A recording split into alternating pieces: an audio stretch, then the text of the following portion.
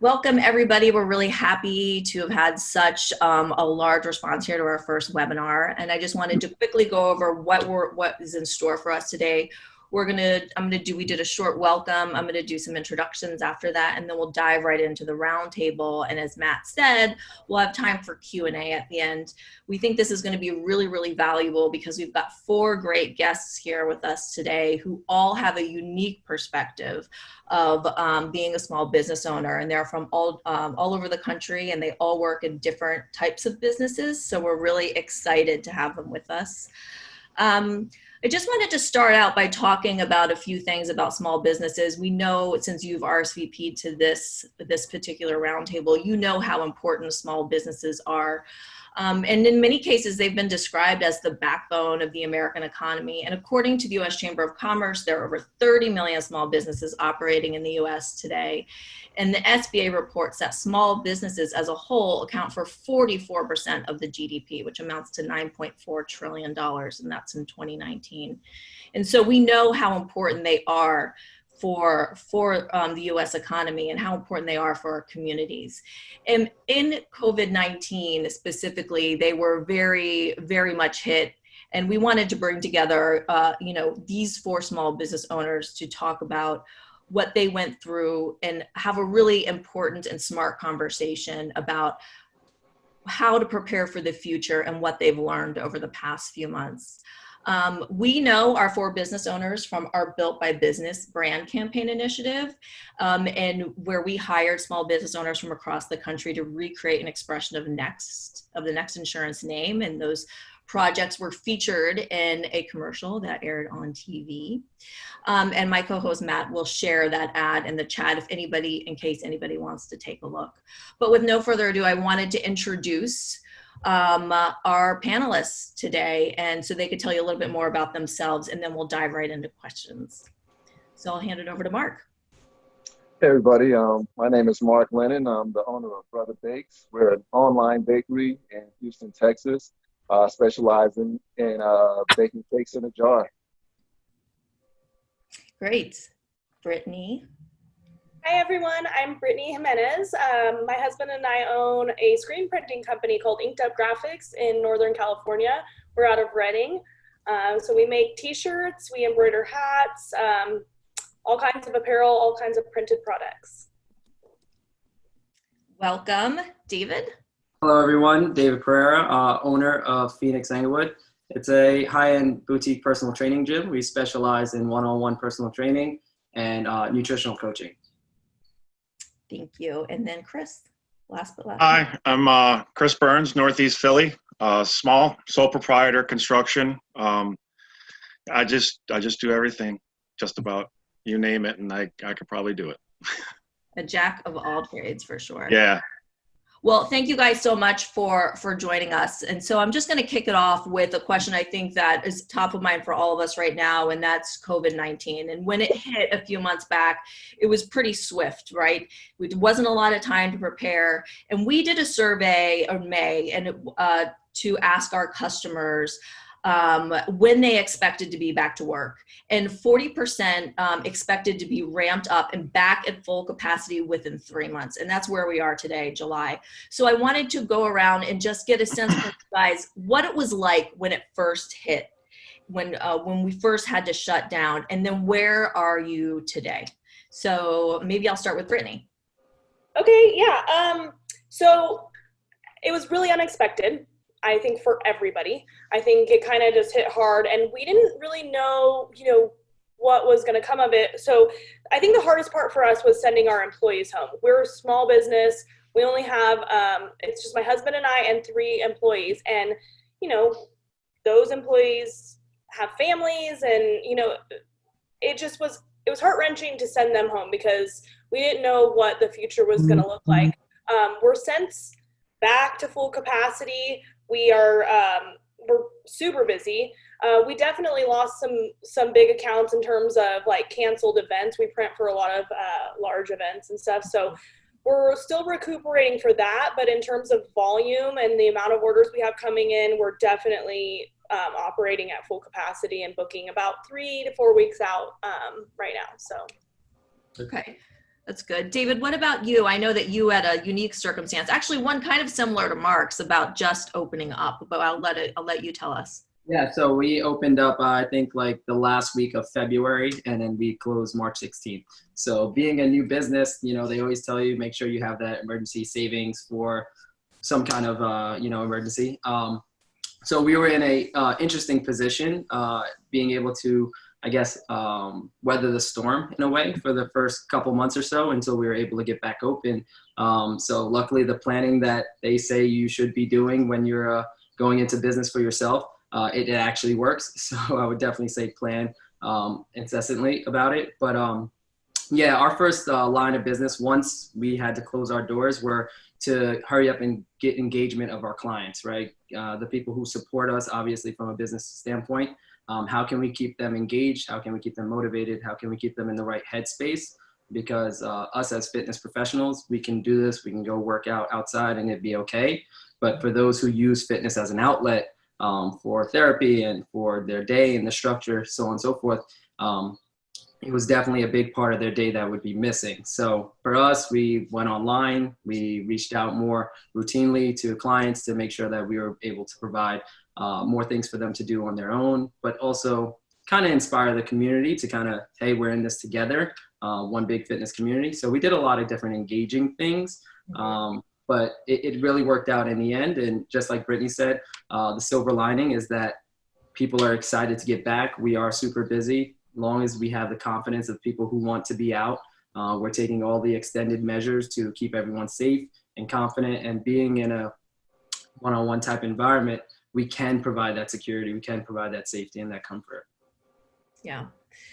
That's really, really great to hear. Chris, I know you're in a unique circumstance from the rest of our panelists because you are a sole proprietor in a lot of ways, or in many ways. And so you may have faced a bunch of different challenges that the rest of the group may not have. But tell us about during when COVID first hit and jobs were shut down for you. It immediately shut down. It was quicker than you could ever think. But from being where I live at in the Philadelphia demographic, a lot of people commute from New York and Philly, and I live right by a train station. So they started shutting stuff down in New York City way before I got shut down. And no, we're just going through it. It was confusing, and not able to get material or anything like that. Be able to work, and at first they didn't know if they were going to close roads. I mean, everything was up in the air. But just getting through it, and it was about 2 months before they allowed us to get back to work, and I'm not operating at 100% yet. We're just working up to it, and I don't know, I don't think I'll be 100% operational until like middle of next year, pretty much. Really? Yeah. That's really interesting. Mark, I know that you've had actually some growth during this time, but you also were in a similar situation to David where you had a new small business and you were just getting off the ground. So tell us what you experienced when COVID first hit. Yeah, for me, I just started too, and my business was primarily online, but I was like, you know what? Being in Houston, I think I wanted to take my product out to the markets and to the festivals. And it was right around that time when I geared up to do that when COVID hit. So I had to shut all that down and had to kind of regroup and revamp. At the time I was preparing to, I was driving a truck, as well. And I was preparing to stop driving and focus on the business. But of course I had to keep driving the truck while I did the business as well, just to keep, make ends meet. But it did slow us down. It almost came to a complete stop, not being able to get out in Houston and sell the product. But luckily I was able to revamp and do more online, and we're pretty much 100% online now. Mm-hmm. So I think one thing that a lot of people are interested in for savvy business owners like yourselves is what are different ways that you pivoted your business, stayed engaged with your customers, or helped out the community? What were the resources that you guys relied on to help you get through a really tough time?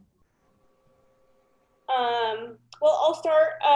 We had a couple weeks worth of business lined up, so we kind of took care of that first.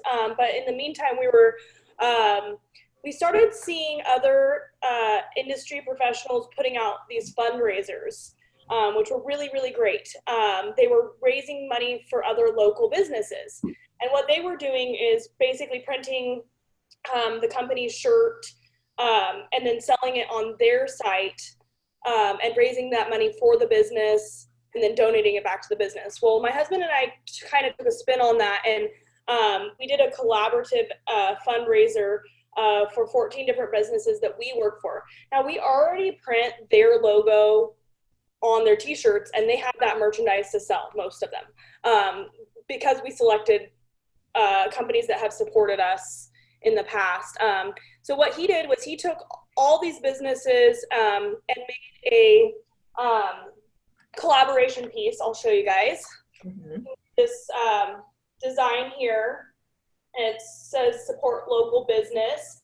And so it's 14 different businesses, and we put this on the back of a t-shirt with this on the front.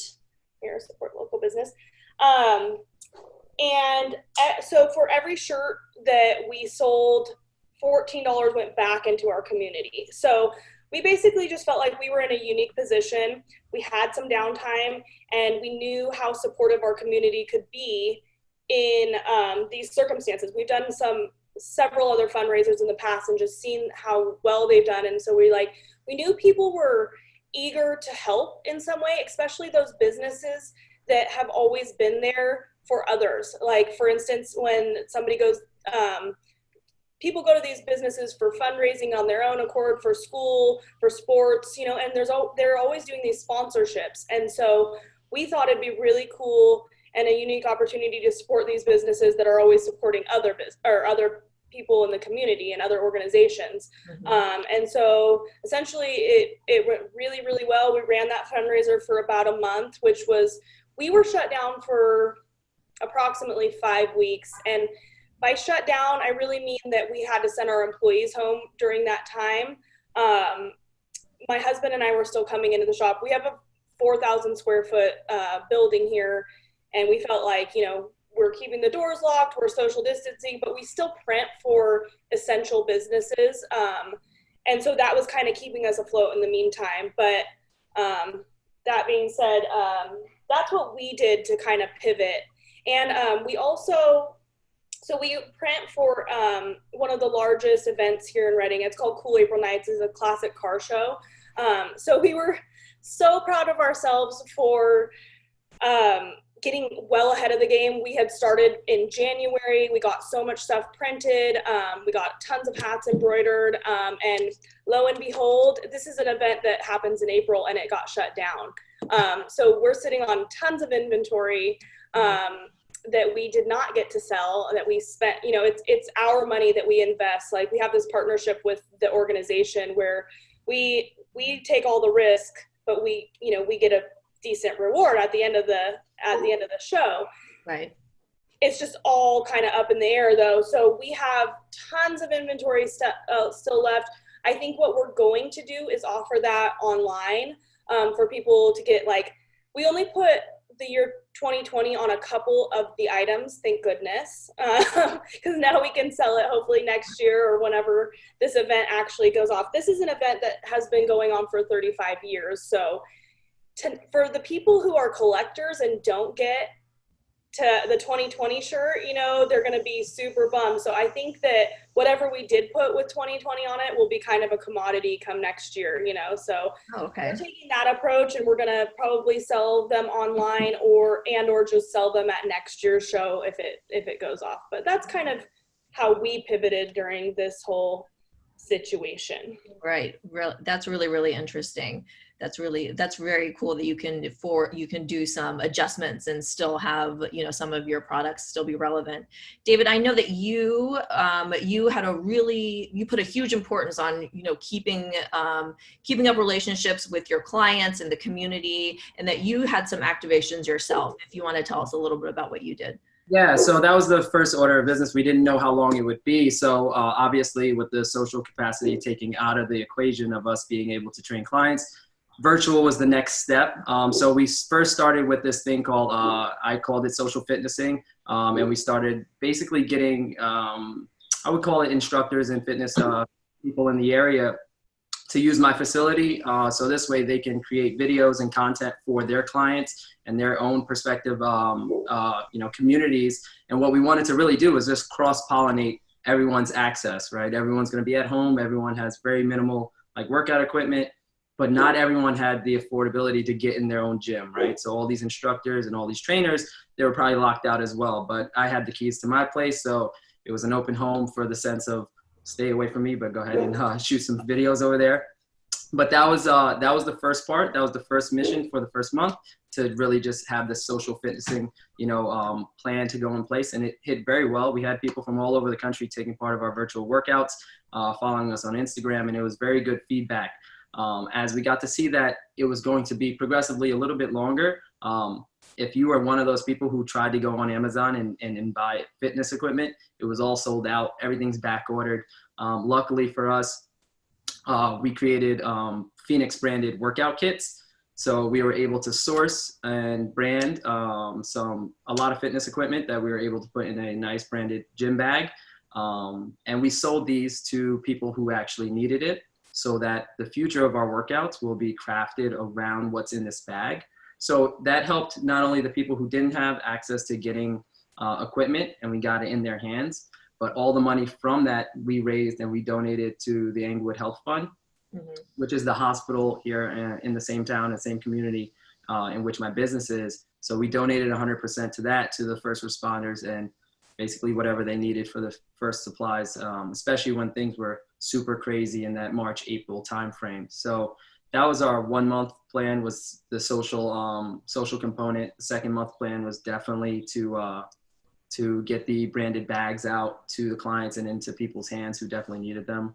We sent it as far as California, Virginia, Philadelphia. Like, all these people were so much engaged and wanted to take part of that.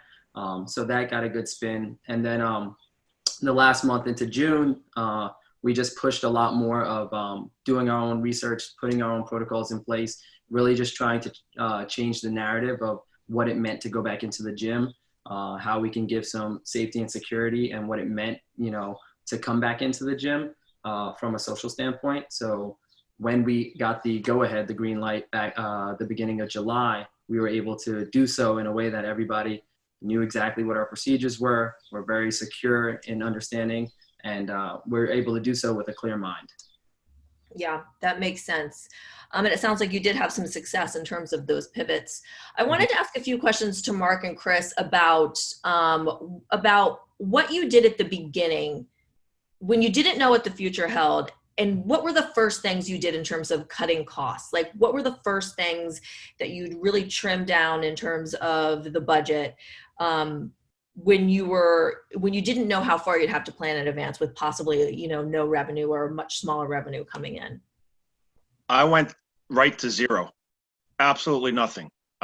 Everything stopped. Everything. No money coming in, no money coming out. Mm-hmm. Everything just immediately stopped, and I was literally on hold until May 1st. Mm-hmm. And then started slowly coming back. And it took a few weeks to get back, and things still aren't that normal yet. Mm-hmm. Were there any costs in terms of running your business that you could cut down on at the beginning, though, to make sure that you could be sustainable over? Well, one of them was my contractor's insurance. I think that's how I got into this, is because I made a couple of phone calls to you guys, and I'm like, well, I don't know when I'm going back. Should I pay my premium? That was just one thing. But everything else was everything was already bought and ready to go. So literally my business just was an immediate pause button. And because we're working around people and subcontractors and delivery people, and, so none of that was happening. Nothing was happening at all. And it's still not, up, 100% operational. Right. And we're getting to where people are not willing to let us in their homes to do the work. Right. So we have jobs that are on hold where people are not comfortable having us come in.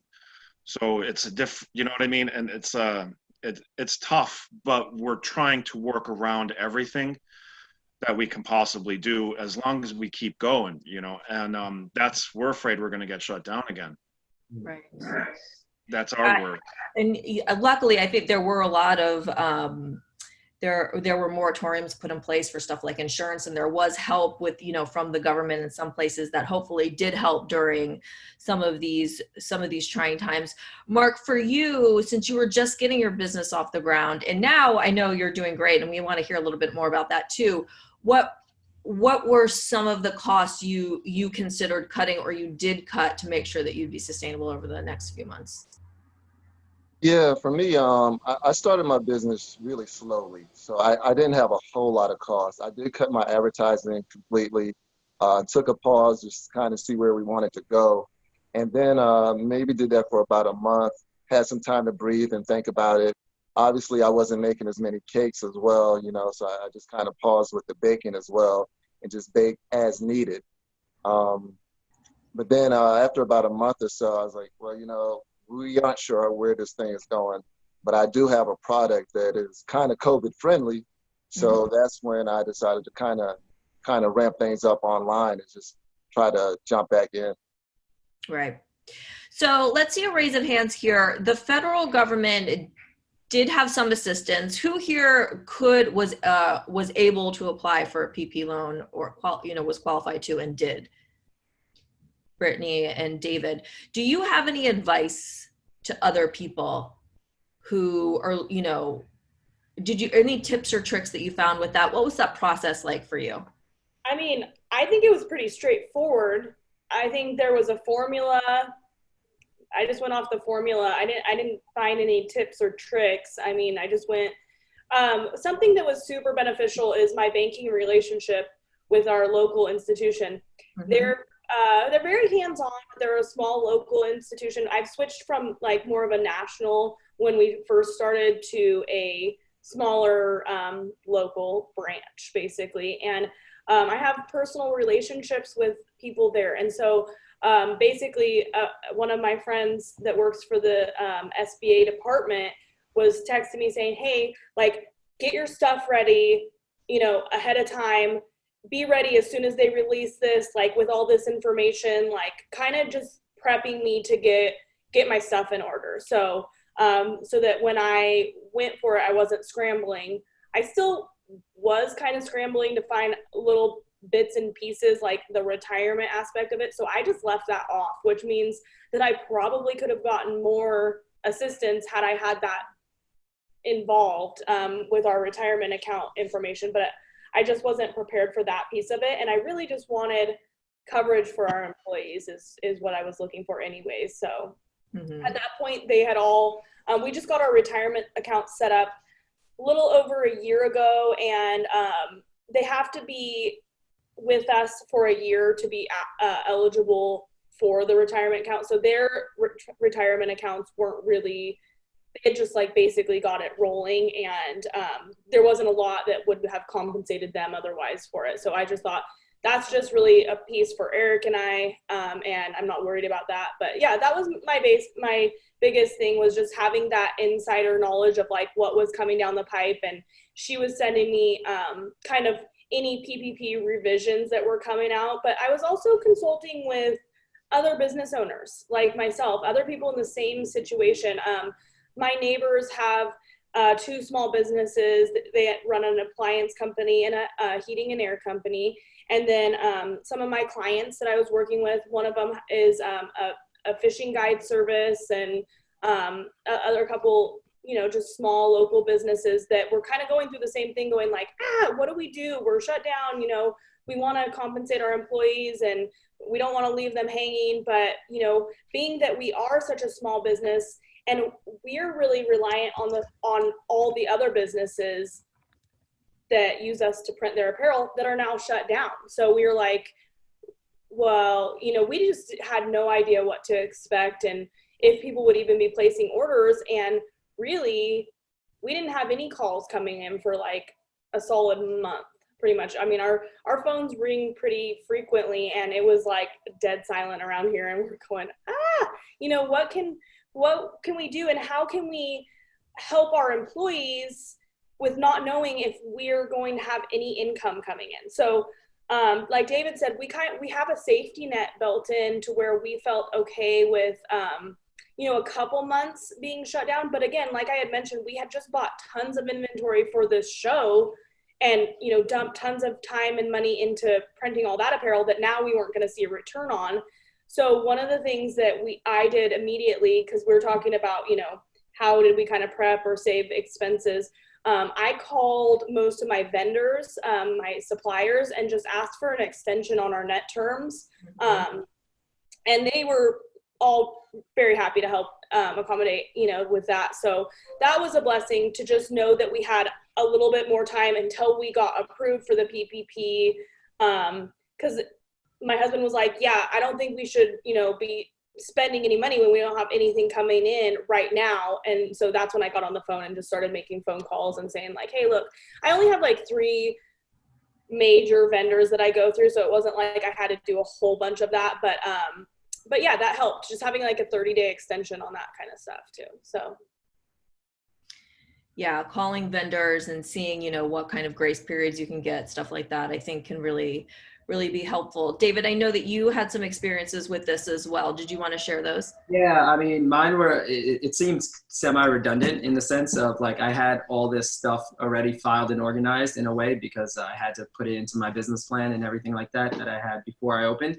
So finding some of the documents and putting everything in, it was super smooth, super easy. I filled it out actually soon, like very early on in the process, so much so that I probably got overlooked until the second round of funding came through. But it wasn't neither here nor there. It was more so when this happened, I wanted to make sure, because all of my trainers are independent contractors, they're all their own LLC. I was making sure that they had all the support and all the information that they needed to do it on their own for their own prospective business, as well as some of the businesses that I consult for as well. So I was able to basically have a community of always sharing and spiraling information back and forth to basically get this process vetted. And just like Brittany said, I do have a good relationship with some of the bankers in my community, and I was able to make sure that it got done. Mm-hmm. Yeah, I read about that a lot, that the relationships with the bankers can really go a long way, especially because I think it was very confusing at the beginning, and the guidelines and the regulations weren't particularly clear. And so having those relationships, I think it sounds like they did help in your cases. We have one question from one of our attendees about funding, and I'm not sure if this is applicable to anybody here, but does anybody here have any advice on finding additional funding, especially, you know, in the times that we're in right now? File for everything. That's what I did. And when I was told, like with the personal loan or whatever for the business loan, I didn't go forward with it because I didn't have a good relationship with bank because I am new in this area. But at the same time, I had a safety net of money, you know, because you always got to plan for something. And I didn't realize it was going to be this. But I filed for everything I possibly could, and I didn't follow through with it would have just been me because I'm a sole proprietor, and I would have just, you know, paid myself a weekly salary out of it or whatever.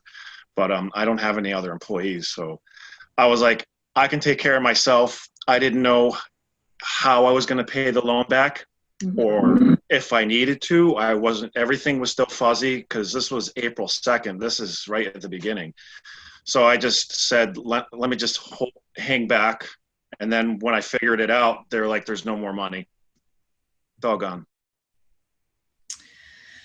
Yeah, it's been pretty difficult times for sure. And now we're in another wave, if you want to describe it as that. And I know, Mark, and Texas is one of the states, so is California where I am, where, you know, COVID is more people are testing positive, right? There seem to be more cases out there.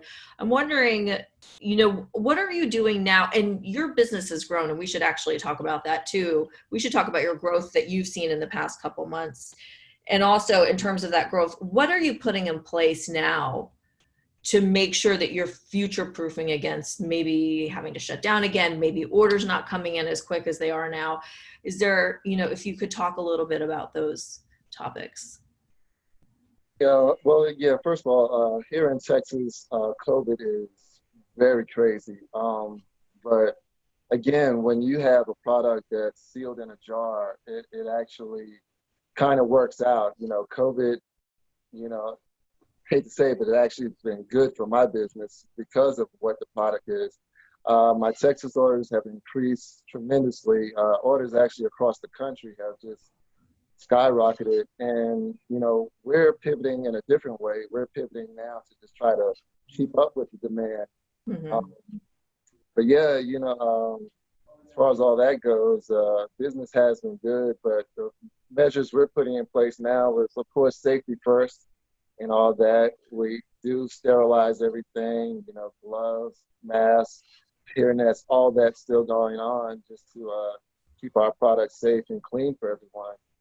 But yeah, honestly, it's been a boom for us to the point where we have to pivot every day because of what's been going on. Our business has just honestly has skyrocketed to the point where actually the website right now, we're not even taking any more orders just to catch up. Are you still driving? No. I officially stopped driving, I guess, about a month ago. June was just an explosion month for us, and July just blew June out of the water, just to be honest. And congratulations, that's awesome. Congratulations. Thank you. So if I look tired, that's why. I'm all tired. You look great, but Mark, actually, that's a great. I know your business is doing tremendously well, and it's really, just boomed the past couple months. And that's another piece of advice that people might be interested in here. You had to, I would imagine, maybe learn a lot quickly, right? You've moved into a commercial kitchen. You've hired on some staff. Is there any advice you would want to impart on other people who may be in attendance here when you find yourself in a situation like that? Quick growth, like what are some of the things you've learned? One of the things I've learned and what I tell people right now, before you get into marketing, figure out how you're going to scale your business. If you're a business that needs to produce something a lot more than you're capable of producing now, think about that before you get too involved with the marketing. We didn't scale properly, so now we're playing catch up. So just think ahead, like if I do this, and this amount of orders come in, will I be able to handle it? So my advice to people, first of all, make sure you can handle whatever you're expecting to come in, because it will come. Are you having problem getting product? Yeah, right now, it's been a struggle because the jars that we use glass jars to put the cakes in. And right now they're in back order. So now I'm trying to figure out, I have a call right after this with a manufacturer who hopefully does not sell directly to consumer, but we're going to try to convince him to do so. Yeah, I'm having trouble getting product also for work. So are we. We're a lot of the mills have been shut down, from everything from just blank t-shirts from different suppliers. So we're seeing a lot of people who are kind of shifting towards American-made apparel. American-made apparel is great, but it's a really limited market as it is. And a lot of the companies have gone to making masks for one thing and like stop production on everything. Also, several of the mills have just been completely closed for quite some time. So shipping delays and just like, out of stock items for popular items and stuff. So I'm running into that a lot, especially Me too. The overall amount of orders we're getting in. I'm like pulling from across the country in different locations. We have a lot of local, I shouldn't say local, but close vendors in California and Nevada, that we can get stuff usually like 1 or 2 days. Now I'm having to order a lot of pieces are coming. Like, so for instance, I placed an order for some tank tops for a client of mine. Half of them came from California. The other half had to come from New Jersey. And it's like, I'm just pulling all these pieces and, putting them wherever I can, basically. So it's I have jobs that are on hold due to back order stuff. They're just sitting there waiting for a vanity, and just shortages, and it's that's also frustrating. I was just wondering, glad to hear that I'm not the only one. Question for you then: how into making custom pieces are you? I could build whatever you need. That's awesome. Well, I mean, maybe that's a upcharge or a service you offer in place of having this pre-bought vanity. You custom make the vanity, and then it's an even better product. No, I agree. No, I can build it from scratch. That's cool. Yeah. So that maybe should be your sales pitch. Well, I can't get it for a month, but I can build it for you in 2 weeks. Yeah. I mean, it's just time and material. Yeah. If they want to pay for it, But Definitely. a lot of people they like to see and click and buy. So that's what's happening, I get that. Yeah. But that could be an upsell for me. Yeah, I love the brainstorming, guys. It's really, really cool. Chris, one of the things that we talked about yesterday, I think, was how things have just changed in terms of taking precautions and what the job site, what it's actually like these days and how it's changed. I know there's a lot of people on here who are in construction, who are in attendance, and they'd love to hear kind of like your point of view on that and what some of the precautions you are taking yourself. Well, how we are dealing it in our region is we knew each other, like a few of us. So it's like our quarantine bubble. So one of the guys that were in our quarantine bubble wanted to go to the beach for a week for a vacation. So that turns into 3 weeks because he's going to quarantine for 2 weeks after he gets back. Mm-hmm. That's one thing that we're doing for each other. The other thing is masks, hand sanitizer, and no more than 4 people are allowed in the house. If another subcontractor comes in, I leave the house and let it air out. We have exhaust fans to turn the air over in a room if somebody is in there. And we let the room air out for an hour or 2 before we go back in there. It was an adjustment period, but there's so many people around here who have this. We don't trust anybody, and we don't want to get sick. We don't want to get anybody else sick. So we're taking all the precautions we possibly can to enable to keep us working and everybody safe at the same time. Mm-hmm. That's really, really great to hear. And it's glad to hear that some of the people you work with are of the same thinking of you in terms of just making safety first. David, I know a lot of you've been doing a lot of virtual sessions, but the gym's back open. And so what are some of the precautions you guys are taking? Yeah, so we have, so there you have to take an elevator to our space, and then we have the whole floor. So we've given a protocol of having clients come off the elevator and directly go wash their hands. Their mask stays on. They come in for their temperature check, and they sanitize before they even get to the gym floor. All the trainers will remain wearing their masks during sessions, but clients have the opportunity to take theirs off during the session, just because if you ever worked out with a mask, you know how miserable that actually is. But and then we just obviously clean, sanitize in between and during and after each session. The check-in process is a little bit differently, where clients would come in before, commingle, do cardio, stay after, and so on and so forth. We've kind of limited that specifically to staying after their session to conduct any of that stuff. So they've been limited to 15 minutes of doing whatever they wanted after their session, just so this way we can control traffic. And we have a team of 9 trainers total, plus a physical therapist in-house, but we've limited it to 3 trainers tops on any day. Okay, so whereas we used to be a facility that easily did 150, 200 sessions a week, we are actually operating at maybe a third of that capacity on purpose to be slower.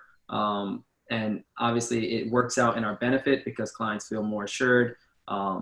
People from big gyms, because there are big gyms closing down, they're now looking for that more private experience because it equals safety. And yeah, so we've been taking all those measurements and those protocols, and plus our cleaning crew comes in 3 times a week as well. Wow. Okay. So a lot of precautions needed at the gym, and that makes a lot of sense. I'm going to go to a question here that we have. It says, Chris said people do not want them to come in their home. David said people do not have home gyms. Brittany said people want US made products. What else is changing with customers? What are they struggling with? And what do they need help with? Yeah, so for me, people who don't have like home gyms, what they realize, you're dealing with 2 demographics during quarantine. Either how much they need to learn something, right, to keep fitness a pivotal part of their lives. So when they get back into the gym, it's more of I need to absorb this. And then you also have some people who realize they're not really in for this ride as much as they thought they were. So what are some things that people are doing? They're just they're educating themselves a little bit more on what they need in the event of. I was telling clients this specifically when I put out the bags. I said fitness equipment is similar to having a toolbox. You're not going to realize how much you need it until you actually need it, right? And some people are going to have this grandiose, toolbox / garage facility, and some people are just going to have the mere basics to what you need, right? And that's the way I put fitness equipment, right? It falls into that. How in-depth are you going to have some stuff at your own home? How much are you going to know it? How well are you going to use it? So on and so forth. So that's how people are doing it. They're educating a little bit more, and they're properly equipping themselves going forward. I think for my customers, I think one of the biggest changes is people are used to being able to drop in here and try on shirts and feel fabrics and, get the right product. We don't take a one size fits all approach to our apparel. We really focus on what our clients' needs are, what their demographic is. Right now, the industry has exploded with different options. Like there's some really cool stuff out there. So, obviously price always plays a part and all that kind of stuff, but we're really hands-on with our customer experience. Now we're a little hands off. So it's just, it's kind of like, we're setting appointments where people used to be able to just drop in on us. We're setting appointments so we really slow the traffic. It's not that we have like a ton of traffic on any given day, but sometimes there's overlap, and it's actually really helping our process, to be honest. I think it's something that we're going to implement into the future, just setting appointments. It makes our workflow way easier. I think I mentioned we're a pretty small operation, but we have some large orders. Like right now we're printing 500 shirts for a company, and that's kind of a medium size order for us. I would say on the larger end, we're in the thousands, couple thousand pieces. And then we do as small as 12-piece orders for clients. So we kind of spread that gap. But I think it's really, the customer experience that's changing with us, which is in some ways unfortunate because I loved how hands-on we were with our customers and how well, a lot of times we'd find people saying, we just want to come to you because you gave us the most information and you spent time with us. Everybody's time is valuable, but I feel like being generous with your time, it gets you really far in business. It's definitely, taking the time to explain stuff to people and show them what they're looking for rather than going, here's a product that you want. Like, I'm happy to make recommendations. And so basically the way we're changing things is trying to get people to call in, email, kind of work some stuff out, work the kinks out over the phone and via the internet, basically, before we really, like, if somebody absolutely needs to come in and see a shirt, then we set the appointment. We're gonna, or they want to come present us with some artwork that needs to be discussed. But for our industry, most of it can be done online. So we're fortunate in that sense. We can handle a lot of the volume, but we still have a lot of people just like coming to the shop. And right now we have a sign on the door that says, clients by appointment only. And 99% of the people that come to my door call me from outside and go, hey, I'm sitting outside. I see that you want an appointment, you want to make an appointment. And I'm like, so if I can take them and I don't have overlap with other people or other projects I'm working on, then sure, I'll welcome them in. and we'll go over some things in person. But I've had to turn some people away and say like, look, sorry, we have other people in here, or, you know, also another thing we're doing is we're allowing people just to call when their order is completed. We'll go run them out to the car so they don't even have to get out of their car now. We've implemented, we actually started in the end of 2019, we started using a new software where all payments can be made online, all of our art approvals, all the quote approvals, all that stuff can be done online. So I think we were already starting to shift towards a more online based business, but we do love that customer experience. And that's, I think, the biggest part of it, that, you know, I'm a talkative person. I like to communicate with people. I like to see people face to face. I do miss that. But again, like I said, it's kind of a double-edged sword. We're gaining some, we're losing some from that aspect, you know? So. Yeah, that makes sense. There's, I wanted to try to get to two more questions before we wrapped up.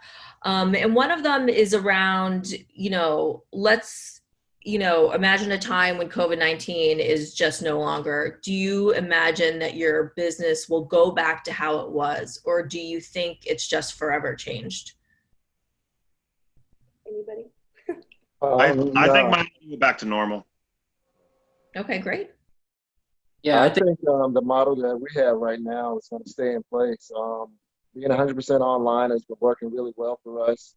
Not having to take case to different places around Houston helps us as well. So I think our model is here to stay. Great. That's great to hear. Yeah, I definitely think that there's some room for adaptability, obviously within the fitness, health, and wellness space. So not that there needs to be going back to normal and the one-on-one is going to trump everything.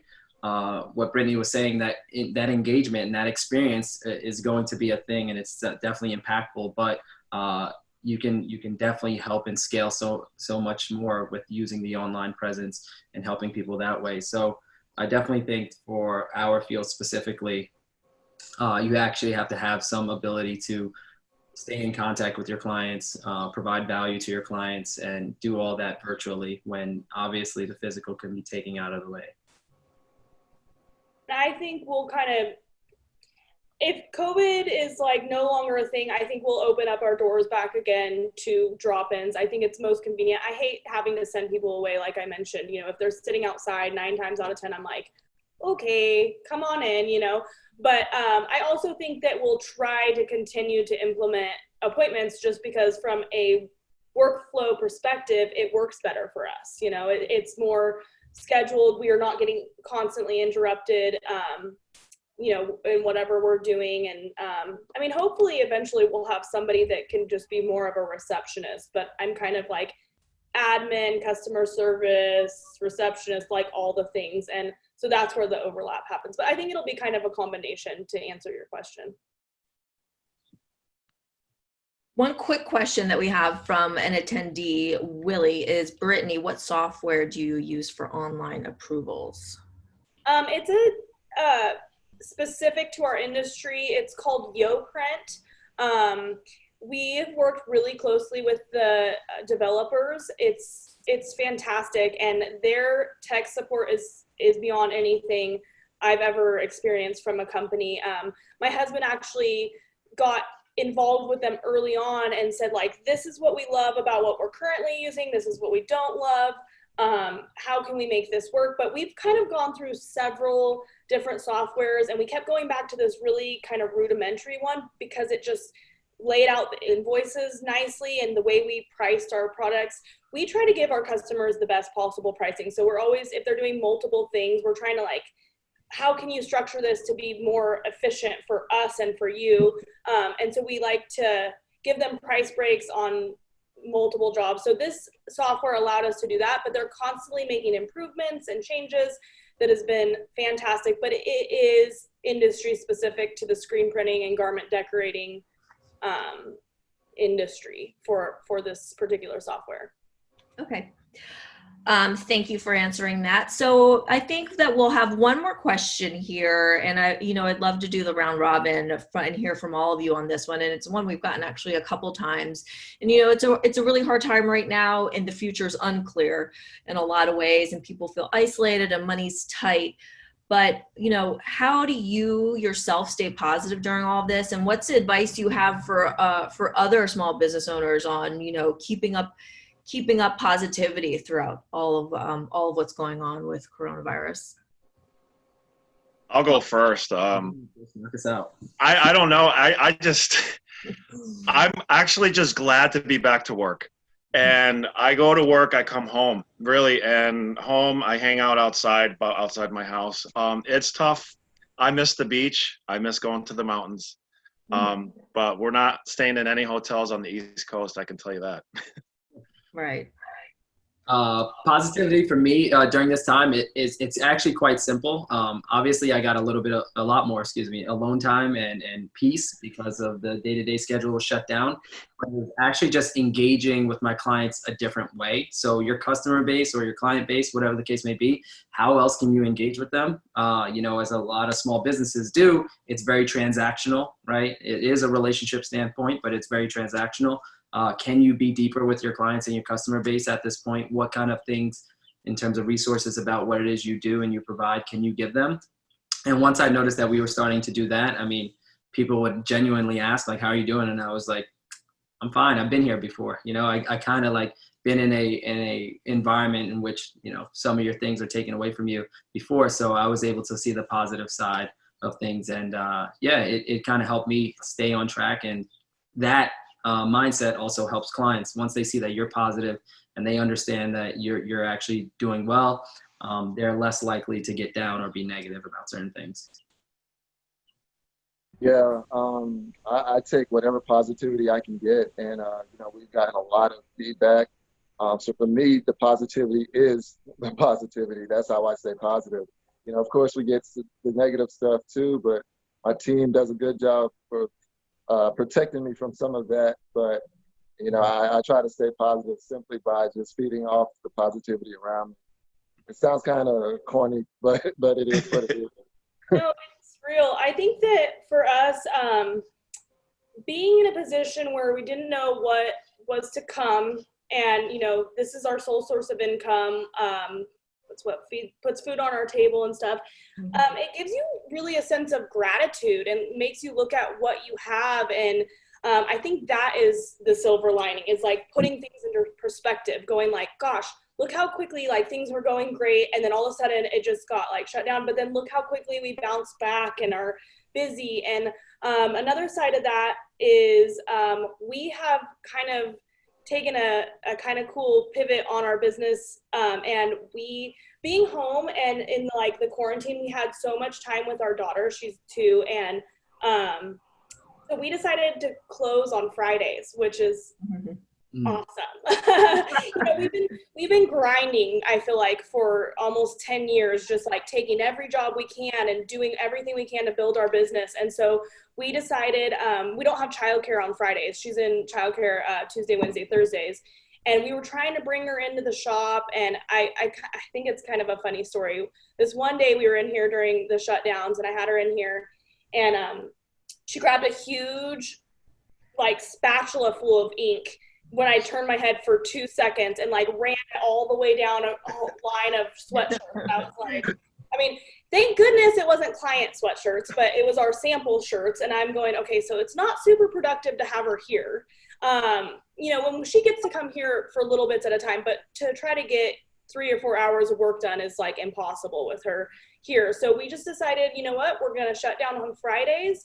We'll come in as needed, and like, you know, one of us can come in or whatever if we need to, or meet client here or something to pick up an order, whatever we need to do for that. But it's just giving us a more of a work-life balance. And I think that's super positive, you know, seeing that like we need this time for our family. She's young. We want to like give her the best of us and not just be exhausted after, you know, going all the time. So I think that's super positive. And also, you know, the community support that like I said, supported our fundraiser. We raised $14,000 to go back to the community in a month's time just by selling t-shirts.